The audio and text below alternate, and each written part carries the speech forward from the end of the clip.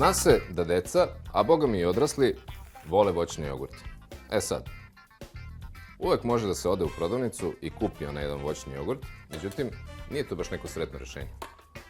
Naime, uglavnom su prepuni šećera, iako na njima piše bez masti i da su jako zdravi, u većini slučajeva to baš i nije tako. Međutim, Tefal ima i za to rešenje.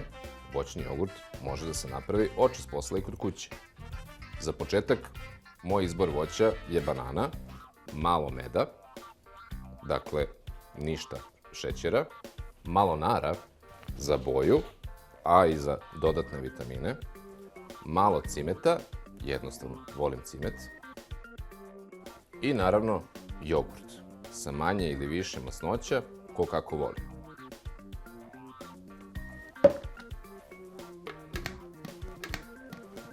I za par sekundi imam gotov voćni jogurt. Pravi voćni jogurt.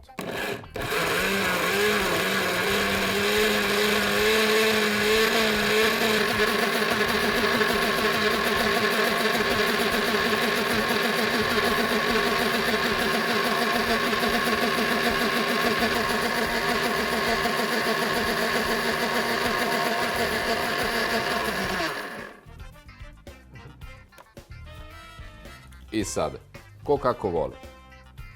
Može i da se popije, a može i recimo da se napravi musli od ovoga. Kao i svaki drugi voćni jogurt. Jedino bez šećera. Živeli.